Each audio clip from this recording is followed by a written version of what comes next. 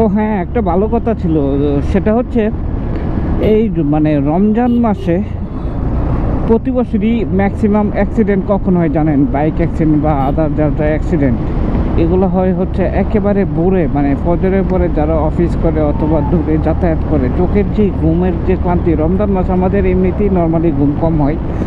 চোখ ভরা ঘুম নিয়ে যখন আপনি বাইক রাইড করবেন বা যে কোনো রাইড করবেন, তখন কিন্তু মানে চোখে ঘুম থাকলে কোনো অবস্থাতেই বাইক রাইড করেন আর যাই করেন, কোনো রাইডই করা যাবে না।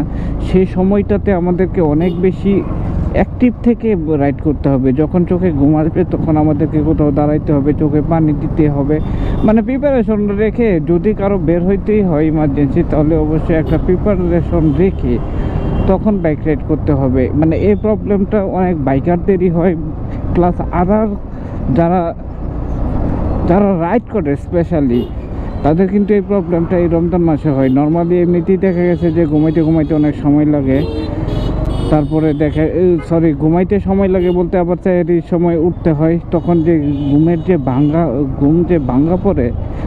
মানে আমরা তো নর্মালি দেখা গেছে যে 11-12টার আগে ঘুমে অভ্যস্ত নয়। এখন আপনার রমজান মাস হোক আর এমনি হোক, আর 9টা বাজে ঘুমাইলে তো আর ঘুম হবে না, ব্যাপারটা এরকম আর কি। আবার নামাজ টামাজ আছে, তো যার কারণে আমাদের আসলে চাইলে আর্লি ঘুমানো যায় না। একটা অভ্যাসে সারা মানে 12 মাসের অভ্যাস যেটাকে বলে, ওইটা তো আর হুট করে 1 মাসে চেঞ্জ হয় না।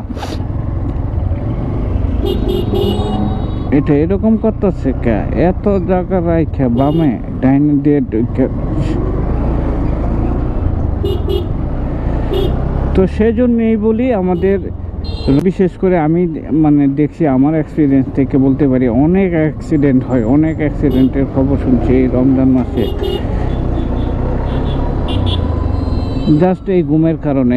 দেখা গেছে ঘুম কম হচ্ছে, আপনি বেরিয়ে গেছেন সকালবেলা একবারে পুরো ফজরের পরেই, হয়তো অফিস করার জন্যে, নয়তো অন্য কোনো যে কোনো পারপাসে যারা বের হন, তারা অবশ্যই একটু সতর্কতা সহিত, যারা স্পেশালি রাইড করেন তারা একটু সতর্কতার সহিত রাইডটা করবেন।